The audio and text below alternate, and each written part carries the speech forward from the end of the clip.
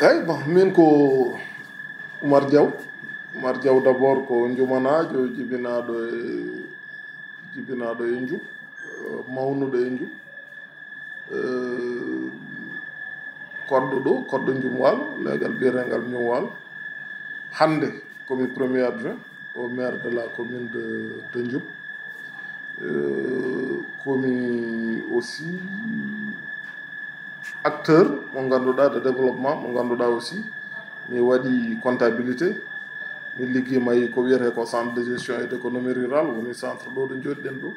depuis 2005 mbeɗen ɗo comme comptable conseiller par ce que ɗum mbaɗirnomi test o comptabilité o ƴettami comme comptable conseiller et depuis 2010 duuɓi joyi mbaɗmi hen depuis 2010 ko min woni min watta caggal jagol directeur centre o ko min wonti le directeur du centre sen ƴetti goɗɗum to banggue ndema komi président union phase 1 SP1 wiyete union SP1 mo Ndioum mo ganduɗa aussi ene gére fodde temedde hectares mais ɗum nayimi to union to aussi ko GIE goto ne wiye Elhadji Oumar Tall mo ganduɗa komi secrétaire général mais président o aussi en disponibilité mum par ce que ene jogui haajuji ɓuurani jooɗade ko mbeɗa waɗa assuré fonction wadde mbeɗa waɗa assuré intérim gardigue ngu mais toon komi secrétaire général ko à partir de toon aussi gonirmi président union des GIE ɗum waɗi ko union des GIE aussi nawimi e pelle goɗɗe ɗe ganduɗa ko nder département o walla nder région o ɓe ganduɗa aussi ko wayno comité tomate en ko wayno cerise en ko wayno ɗuminaji ɗi ganduɗa ko gueɗe aussi de développement bawɗe vraiment naftude e ɗin fannuji donc ko ɗum à part ɗum ko voilà komin jumanajo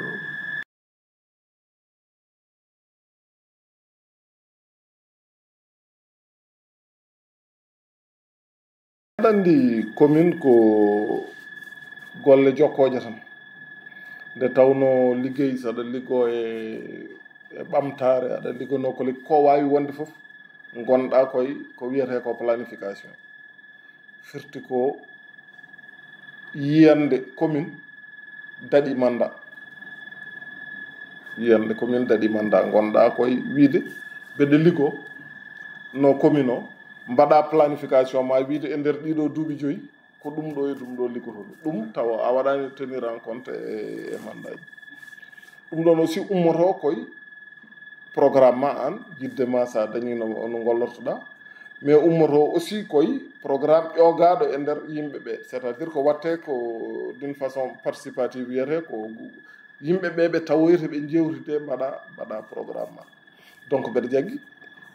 ko gila en tout cas min jogui ko ɓe par ce que o deuxiéme mandat min goni wonno d' abord ko sa ari e nder commune mbaɗa état des lieux ƴeewa holko tawɗa ɗon hol hen ko moƴƴi hol hen ko laaƴi hol hen ko ganduɗa vraiment yaadani e jamanu ƴeewa eko tawɗa ko ɗon holko foti waɗede mise à niveau c' est à dire ko holko ganduɗa hande mais commune o guila woni commune aɗum ɗon mais hande adunoɗo yarat ɗo ɗum waɗama dépassé wadde il faut ɗum watte mettre à niveau par ce que sa waɗani mise à niveau ha ɗo aduno yarate hande ɗo a wawa wadde taɓal manggal to banggue ɓamtade ɗum waɗi to banggue administration communal o d' abord commune o no waɗirta fonctionné to banggue kutorɗe commune o guilay to banggue mbalit to banggue kutorɗo commune o en jii bâtiment o ko 96 ko bâtiment ji hankkadi nattino yadude ere commune o yarat ɗo la salle des fêtes natti yarude commune ɗo wona ɗo les stade natti yarude ɗo commune ɗum ɗon foof ɗum waɗi yimɓe sahaji ɓe mbiya holkoɓe mbaɗi waɗa d' abord ko wadde mettre à niveau ɗeɗon gueɗe foof mais aussi wadde renforcé e nder miijoji ɗi wadde renforcé to banggue éducation to banggue gueɗe kewɗe ganduɗa peut être ma en gar e investissement ji mbaɗaɗi e foof mais hande ɓeɗa jaggui ko guila fuɗɗa faade joni vraiment yimɓeɓe jiitima koye mumen e banggue administration to banggue wadde renforcé service aji mairie ɗi foof sa ƴeewi hande laaɓal wuuro jeeya koye point ji hande gannuɗi commune aji ɗi foof koye point ji gannuɗi sénégal naaɓe foof min tawi ɗum koye ko tawɗa e yimɓe sappo e jeetati nawɗa ɗum hande ko ɓuuri temedere neɗɗo firti ko e to on banggue a waɗi taaɓe mawɗe ko tawɗani woni tracteur goto ɓooyɗo tampuɗo ngadduɗa ɗum hannde otoji 4 e tracteur firti ko waɗama taɓal manngal par ce que hannde wona ɗum ɗon ko tawɗa hannde la salle des fêtes waɗani répondre aux normes artirama aux normes stade o waɗani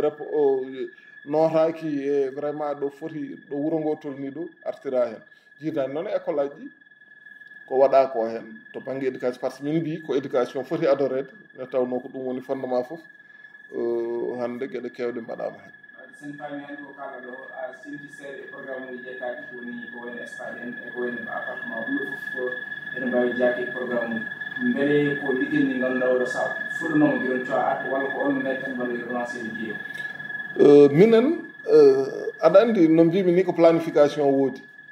kala garɗo ene heewi tawa ko waɗa mais tawa ko waɗa planifié ene fuɗɗi liggede taw jofani walla ene waɗa ha financement ji mum goodi taw suwa waɗede exécuté ko noon heewi waɗi mais minen 2014 nde min gari nde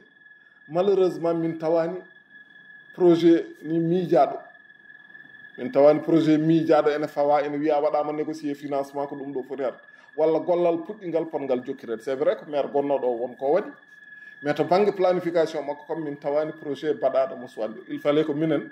liggito e hol projet ji ɗimin poti hol projet ji ɗimin ɗum ɗo fof yalti koye réflexion amen yalti koye programme candidat o wanno nde dartata commune o e wiide mais somi dañi ko ɗum ɗo jinmi liggade domaine aji ɗi foof donc ɗum ɗon tagui kala ko waɗa ko ɗo kam ko minen miiji dartoye financement ji ɗi mbaɗi ɗum nde tawno min tawani ɗumen minen noon min jiiɗi ko ñande min jogori ummade ɗo yo taw amin mbaɗi e nder planification amen ɗum waɗi min gari nde min tawi ko document de planification gonnoɗo ko wiyata noon nden ko PIC ko programme d' investissement communal min tawi ko omo gasi par ce que duuɓi ɗi o waɗananoɗi taw gasi min mbi ko hoto min yaade e ko PSE hannde wi ko plan de développement communal yo won mais hoto min yettade ɗon yomin mbaɗ ko wiyete ko plan triennal d' investissement min mbiya e duuɓi 3 gadani ɗi wola to banggue investissement ji commune ji ɗi wadde ko ɗum yaltini d' abord yomin gartir gueɗe ɗe à niveau gueɗe ɗe kewɗe pewdire après noon nde min puɗɗo yaɓande taaɓe ɗe ngannduɗa ɗe wadde investissement ji goɗɗi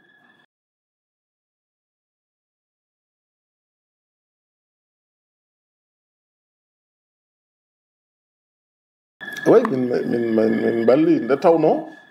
yimɓe hewɓe ne juuma ene mbiya ɓe liggaki walla sa wi min mbaɗi projet kadia wiya wona onon mbaɗi ko laamu waɗi walla wona alors que commune ene jogui source uji tati tengtuɗi ko jogonoɗa hoorema mbawa wadde investir ɗum ko eɗen gandi commune aji men enen ɗum weeɓani dañde ko dañata ko sa yoɓi hen salaire a yoɓi hen carburant a yoɓi hen ɗum ɗo sa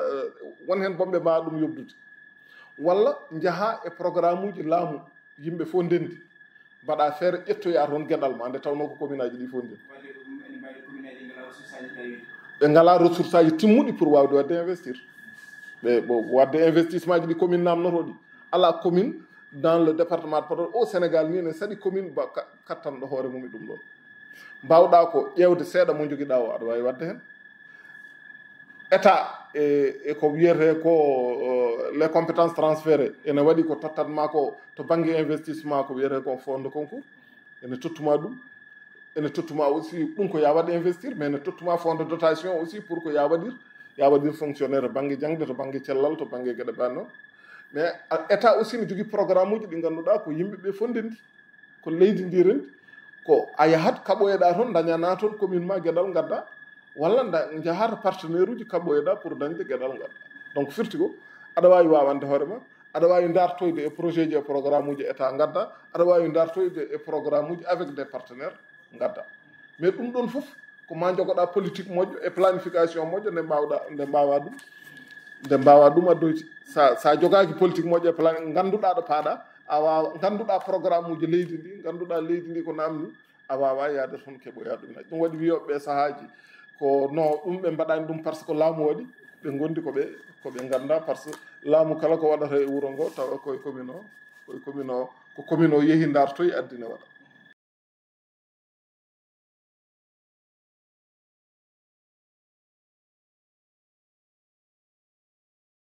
ɗum fof ko ko démarche uji tan hande min dañi ICG nenɗo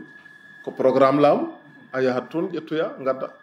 min dañi environnement sukaɓe nana eaux et forêt koɓe jumanaɓe ko minen jeehi min toppiti min dañi min gatti min dañi feera hande ko aussi ko probléme laaɓal wuuro goudron ngaji ɗe ɓani noon avec un programme mawɗo capanɗe jeenayyi e goho agent mo ngannduɗaa ko programme gooto o addi ɗum pour aussi waade ɗum ɗum ɗon fof ko yaade kaptoya e ɗuminaji leydi a anndat réseau ji vraiment leydi programme uji gonɗi e leydi ɗiɗi ngannduɗaa ko commune aji ɗi poti yaade dartoya naftoro njaha dartoya naftoroɗa ɗum waɗi vraiment hannde to baŋnge laaɓal nganndi ko probléme mawɗo on mais hannde so neɗɗo waɗi comparé avant 2014 e hannde laaɓal ngal ene tawi ne serti mais mbalit noon e neɗɗo gondi mbalit ko watte produire ñande fof il faut jogoɗa systéme moƴƴo tan mo ngannduɗaa aɗa waawi jogii systéme de collecte mo ngannduɗaa ene yaawi mais mbalit maintenant systéme de collecte fof aussi ne waɗa probléme aji hannde ko oto paani janngo koko toɓi wawa fitte ɗumina so fawodiri wona hunde nde ngannduɗaa sahaaji ne waɗa ɗumen mais hannde généralement en jum eko ɓuri yaajde je pense que collecte oɗon ene waɗa maîtrisé maintenant to baŋnge assainissement ene waɗi nokkuuji taw ko probléme aji ɗo ko ndiyam wonata ɗo wawa yaade ɗo ko ɗuminaji goɗɗi mbaɗi noon ɗum ɗon woni probléme aji ɗi ngannduɗaa assainissement aussi namni ko moyen ji mawɗi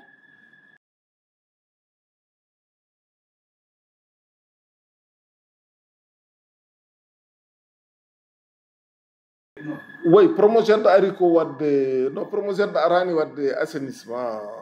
wuro ngo voilà promogéde ari ko wadde la transformation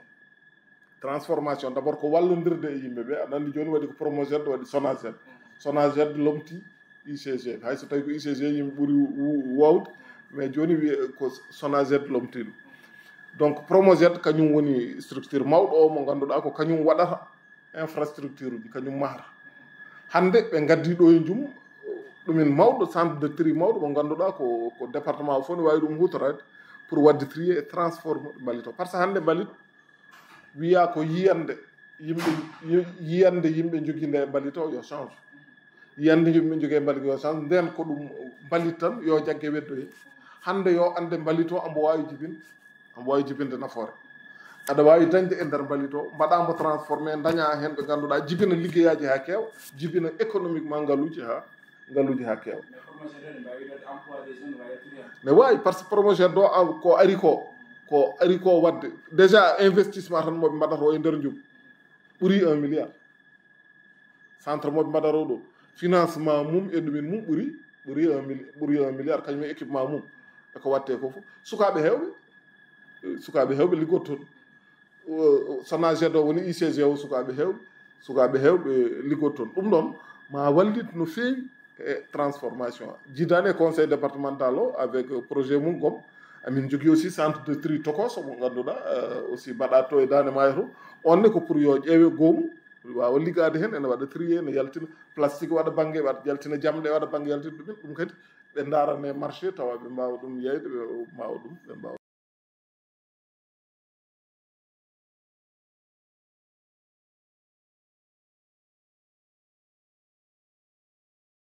ɓoye jum globalement ala probléme ndiyam par ce que ndiyam goɗɗam ɗam ene wawi couvrude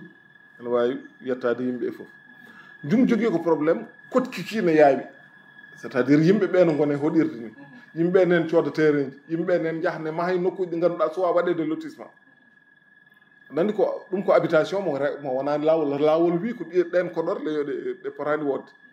mais hannde yimɓe comme ko koɓe faaɗaɓe comme ko ɗumin ɓe jahata ɓe gona e maade noɓe mahirtani e nder jum sa ƴeewi jum hannde sa yeehi ɗo tan e leegal a waɗi point hannde a jooɗima lebbi jeegom a ruttima toon ma taw koɗorle ɗe jawti ɗum no feewi so tawi a yeehi a hoɗi e nokku mo waɗaka lotissement aɗa andi ko habitation mo ngannduɗa ɗuminen firti ko a tawani toon ndiyam a tawani toon courant ko ɓen goni wulloɓeɓe min ngala ndiyam min ngala courant alors que kotkiki d' abord base o ko kotkikiɓe koɗiki woni qui soit rewde lawol par ce que foti ko waɗede lotissé nawe ndiyam nawe courant kodgol ngol wawa rewde hen mais je pense que kala ɓe ngannduɗa ene goni e nokkuji ɗi ngannduɗa ko on koko régla waɗa lotissement ha gas probléme ndiyam posani toon minen ko ñumwalo kon mi ala lotissement mais probléme ndiyam posani toon par ce que ndiyam nene galleji ga e leɗɗe aussi ko yimɓe noon no koɗirni a arat sahaaji minen min garat sahaaji e yitte nawde wadde arrangé yimɓe hayso tawi kotka ki wona normal tawde kay yimɓe nen koti toon on a l' obligation de nawde toon ndiyam mais sahaaji a arate légal pour daña boom par ce que kamɓene sen o koye norme uji ɓe ndewa pour dañde bedda boom ɓe ndiyam rewata wona probléme donc joni ko on probléme gonnomi reglude ɗo avant ko ɗon naata ɗum waɗi ko caɗele ɗe ngannduɗa ko caɗele kotki ɓuri wonde probléme o mais wona caɗele dañgol ndiyam par ce que on est sur vraiment e disponibilité ndiyam mo ngannduɗa ne wawi couvrirde jumɗe ne wawi couvrude ko yewte jumɗe kadi wona minen min gona commune mo ngannduɗa forage o ko minen jeeya gérat ɗum amin mbaɗi asifor walla min mbaɗi ɗumen non ko min commune aji ɗi ngannduɗa ko sen o kañum gérat ɗum kañum waɗata les investissements qu'il faut e ɗumen ay kañum aussi minen noon amin nawa ndiyam ha yetto e wonno ko kamɓe ɓe mbaɗa exploité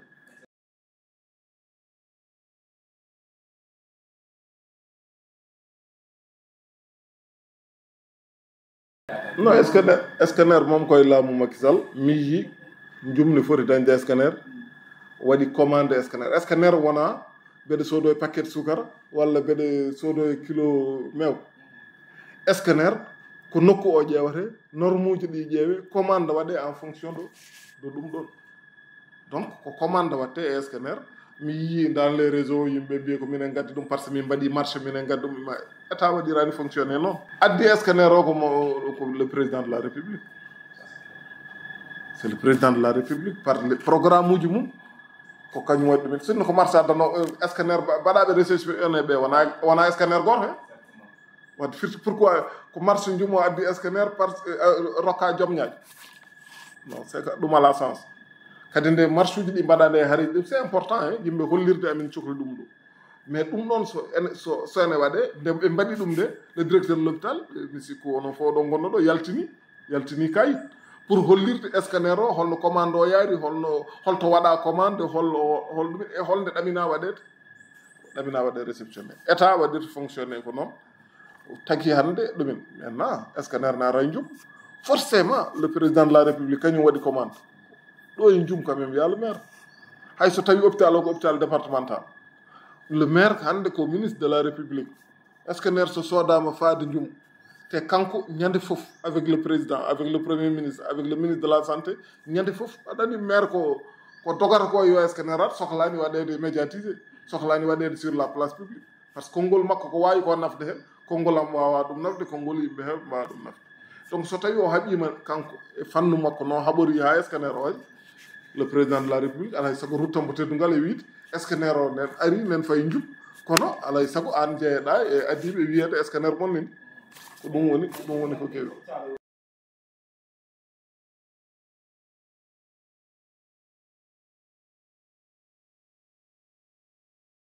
ko région centre hospitalier et régional bon mais qui couvre tout le département de Podor ɗum waɗi yimɓe ne jawodira sahaji minen hôpital o fawake commune de Ndioum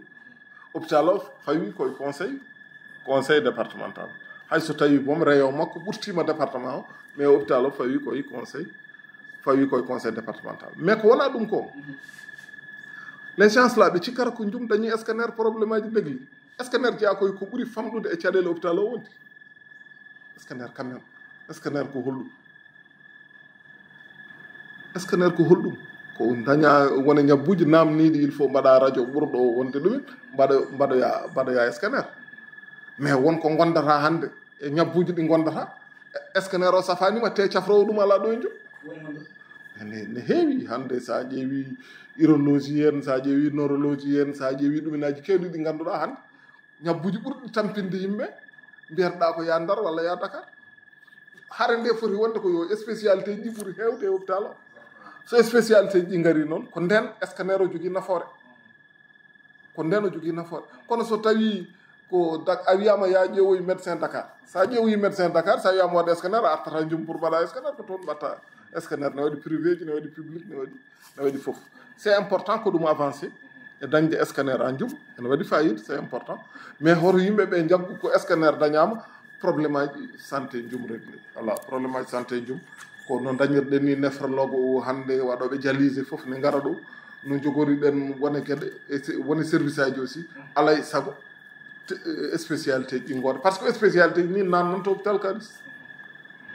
sa wonde itere aɗa andi ya un médecin ɗumen aɗa wonde ñiire aɗa andi ya ɗumen ko probléme urologie gonduɗa probléme neurologie gonduɗa probléme oɗo e oɗo gonduɗa aɗa andi nen ɗum mais so ɗum fof ala ɗon sen dañi appareil darima ɗon ko nafata financièrement min gona compétent pour wadde budget mairie Ndioum au niveau de l'hôpital ko conseil départemental par ça laamu ngu so waɗi transféré compétence koko fecci service aji laamu ngu e compétence santé ko waɗi transféré ko conseil départemental kalis paaɗo e hôpital o rewata e commune de Ndioum rewata koye conseil départemental le ministre ne wawi wadde accompagné e doole mum mais wona la commune le ministre addaniɓe ambulance wona addaniɓe ambulance ko ɗum ne wawi wadde ɗum mais commune de Ndioum sodata ambulance pour wadde à la disposition de l'hôpital walla commune de Ndioum itta budget mum wiya hôpital mbaɗire fonctionné par ce que minen to banggue santé hitande foof min tottat poste de santé o kalis yo soodoye médicament ji o woni en waɗi agent ji mum ɗimin ligguinta taw ko minen joɓata ɗum min mbaɗa à la disposition du poste de santé toon min goni compétent hande mais min gonani compétent to banggue hôpital o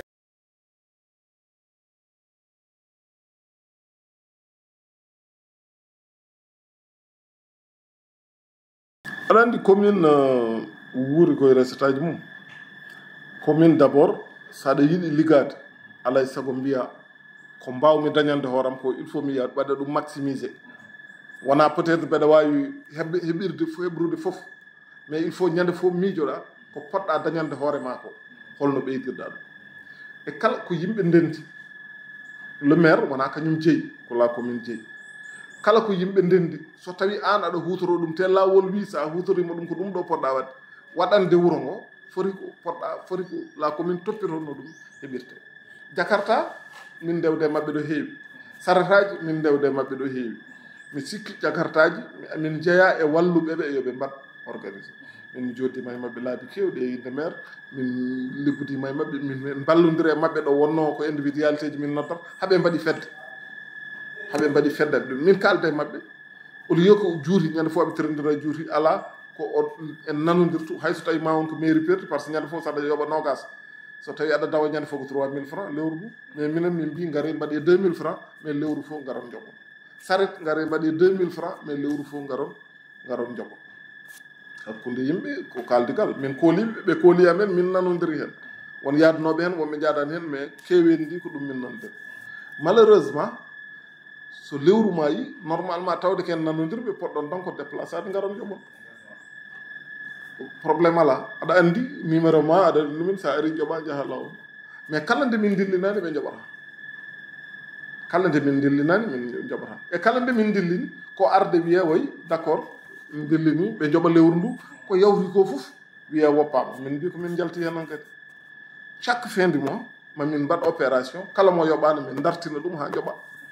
par ce que ɗum lawol ngol wi wona amin jogui hunde contre mabɓe ko amin mbaɗa appliqué ko lawol ngol wi ko par ce que ko dañate ko min mi jeeya le maire jeeya goɗɗo jeeya jeeyi ɗum ko la commune nawate koye keesuji commune pour wadde investir e nder wuuro ngo ɗum waɗi ko mesure aji ɗimin ƴetti ɗimin goni en tout cas e wadde mettre en application komin ɗimin ƴetti ko ɓooyi amin mbaɗa ɗum mettre en application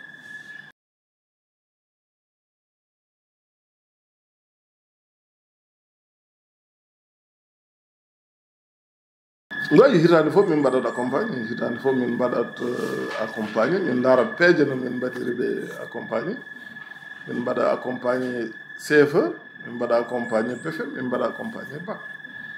e fannu mumin mbawi waɗirde accompagné so tawi min jogui disponibilité financiére min mbaɗa appuyé to banggue ngaluji so tawi min ngala disponible par ce que nomin gonirani compétent to hôpital to ko noon woni nomin gonirani compétent lycée walla collége mais ko sukaɓe jumanaɓe gon toon waɗi saaha fof min ƴeew peeje ɗo ɓe mbawiri waɗede appuyé sahaji aussi min ƴewat peeje no min mbawi dañirandeɓe maaro walla min dañanaɓe sukara walla min dañanaɓe gueɗe goɗɗe pour ɓe mbawa naftorade nde wonno wadde yimɓe condition wona obligation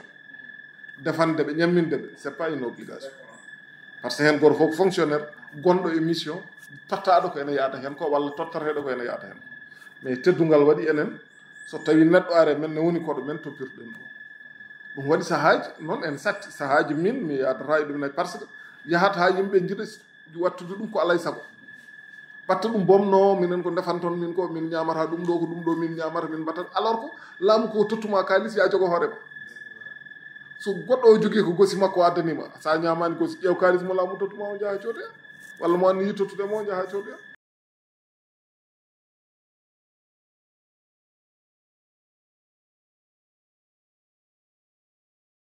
oui je pense que bourse sociale amin ana andi les bourses sociales ko so tawi ko RNI o ɗum c'est l' état ko ɗum hande état addi quota goɗɗo pour fotɓe nattude RNI o no onayi bénéficiaire de plus de 275 tigo donc ɗum ɗon ko hunde nde ganduɗa hande min padi ko formation mo service départemental o foti wadde pour wadde ciblage o légal fof wooda ko heeɓi hen wooda ɓe suuɓi ɗum wona politique wona haydara ƴeewe handuɓe hen mais wona aɓe mbaɗa bénéficier bourse ko aɓe naata e registre national unique o par ce que koye jeeyaɓe e registre national unique o ko ɓen laamu jaggi ko kañum en goni miskineɓe wadde programme uji kewɗi miskinagal garɗo ko toon ittete ɗum waɗi sahaji yimɓe jooɗo tan ha liste ara wiye ɓeɗo dokkama ujunnaji sappo e jeegom walla ɓeɗo ɗumin non ko par ce que kamɓe cuɓano ɓe naati e registre o laamu ngu ko toon tan ƴettata addanma liste wima ɓeɗo ene foti dañde maaro walla ne foti dañde nebbam walla ne foti dañde ɗum ɗon aussi je pense que wonnoɓeɓe hen nen hen quota kesso ari quota kesso o aussi ma fecce e leyɗe ɗe rewi nde aussi ha cuɓogol ngol wasa wadde considération politique walla enɗam walla ɗumin taw heɓoɓe ko handuɓe hen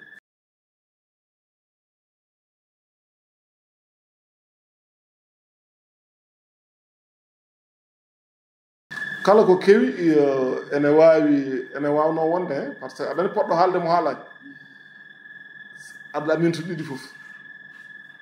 heddi ko len ɓuranɗomo mais poɗɗo haalde mo haalani aɗa aminto ne wawi wiide eyyi mais ne wawi wiide ala mais min sinno ko min o woppata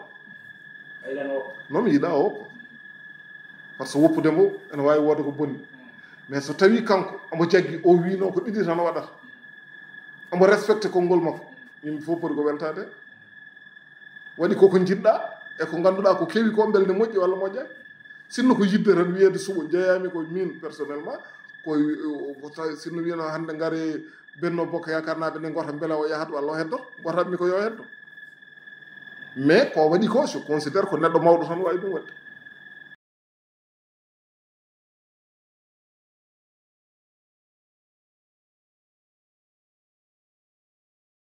aɗa andi probléme woni ha ɗo jaaɗen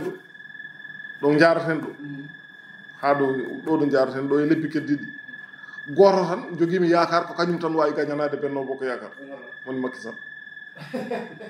non ça c'est clair ko Macky Sall tan wawi gañanade benno bokko yakar e ko heddi ko Macky Sall noon wadde il faut ɓe jaɓa muusa mais o waɗa choix o so waɗama taw yimɓe fof ne garta hen par ce que hay goto e inde mum e haalateɓe foof hay goto e mabɓe e inde mum wawa gañade Sénégal ɓe keblanaki ɗum ɓe kattanani ɗum kamɓe foof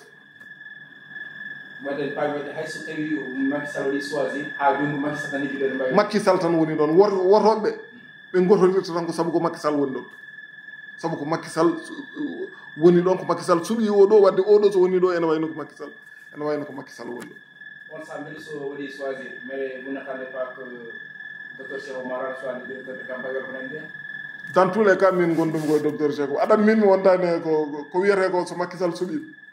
so kala mo Macky Sall suuɓi ko hen gondu min ko kala mo Cheikh Oumar suuɓi ko hen gondu c'est pas un truc kanko noon o wi ko kala mo Macky Sall suuɓi ko e mum o wonti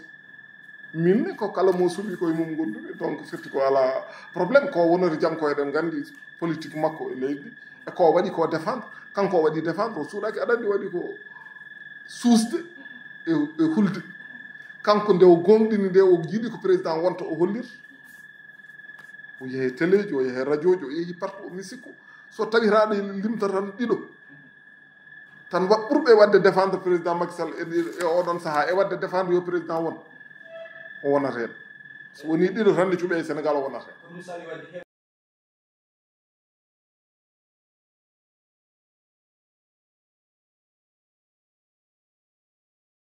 bon aɗa ɗum ko organisation goɗɗo o ɗum hankkadi fawi koye cuɓaɗo o fawi koye président Macky Sall konngol makko ɗo e élection konngol makko wonata benno bokko yakar tan yimɓeɓe o hooliɓe politiquement par ce que président Macky Sall noon ko politicien tigui rigui te ene waɗi ɓe o andi aussi ko politicien ji tigui rigui ɓeɗon ɓe jogoto responsabilité e ko jogori arde ko hande ko ñagate ko Benno Bokk Yaakaar waɗa bloc goto fof ne wawi wiide mbeɗa yiɗi wiɓe ne jiɗi ɓeɓe ɓurani doole nen toon mbi jiɗa e mbiyani ne jiɗi ɓeɓe ɓurani wawde politique nen toon mbiyani ne jiɗi mais kamɓe mbiya ɓe jiɗi c'est normal ɓe mbiya ɓe jiɗi mais wiide ne jiɗi nde noon yo haaɗe so tiisi ha tiisi yoɓe mbi président kala e amen mo tottuɗa kala e amen mo tottuɗa minen heddiɓe fof amin mbaɗa bloc pour ɗumen par ce que gagnade nde yimɓeɓe fof so ndendi ma won day liggey tiɗɗo pour gagner soɓe ci yimɓeɓe certi kay o yorɗamin tan mi heddi noon ko so tawi kamɓe fof ɓe calima nanodiri tan wayi tan kono somi wonani yo bon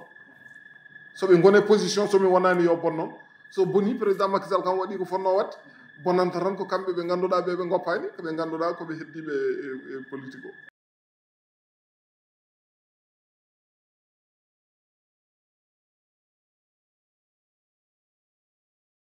bon aɗani min mbeɗene politique mataw mi jibina tan tawmi politique mbeɗene politique mi ligguyima e politique avant alternance o sikku nden a jibinta tan tawa ko parti socialiste woni ɗo jokkoɗa e jiganaɓe ma gonon wadde ɗumen ensuite en 98 nde Djibo Ka vraiment woni ɗumen woni jinguere Djibo Ka dañi caɗele parti socialiste mi jeeyama e jinguɓe tawtoyi Djibo Ka ensuite depuis 2001 avec un groupe min cuuɓi un leader mo min jaggi nde min cuɓoto ɗum 2001 e yiyande mum e miijoji mum amin jaggi ene wawi addande Ndioum ne wawi addande département ne wawi addande Sénégal nafoore min goni ko nde min cuɓotomo nde komin groupe mais min nde cuuɓimi nde gonmi nder nde ƴettumi ko engagement personnel pewɗo yam engagement personnel pewɗo yam o ko mbeɗe jangɗi gollodirde e makko par ce que mbeɗe faami ko yahata ko et tant que ambo yiɗi hunde ko wawi yidde foof mbeɗe wallodira e makko ɗum ko engagement yam personnel donc ɗum waɗi on tant que il est là ambition ngaji jam fof ko kala ko sohli yomin keɓ en nder ko commune keɓata ko minen fof amin keeƴa hen minen fof amin mbawi yitade hen koyam pour le moment ko ɗum woni ɗo mais min ko min o kala ko sohli ɗumen firti ko joganimomi importance ko so mbeɗa waɗa politique joganimomi nafoore ko so mbeɗa waɗa politique wadde politique o aussi bien à Ndioum ko banggueji goɗɗi ɗi cikkumi ɗi aussi dans le département de Podor mbeɗa andi toon walla mbeɗe anda toon par ce que min Allah waɗi sa rendini gurdama fof 1989 puɗɗimi liggade sa rendini ɗum ɗon foof ko duuɓi ɗiɗi e lebbi jeegom woni komi liggaki e département de Podor ça veut dire que mi yeehe département de Podor mbeɗa wawi jogdade hen relation politique mais relation politique fof mo joguimi toon e nafoore politique fof mi jogui toon eko mbawi liggade to foof pour le moment koye bata goto o woni bata mo ganduɗa o komi cuɓiɗo leader mbeɗa wallodira e mum leader keptinaɗo au niveau national jeeyaɗo hande e leader aji seeɗa mi sikku waɗɓe piloté Benno Bokk Yaakaar Sénégal donc pour le moment ko heddi ko caggal ɗum bon caggal ɗum aussi comme politicien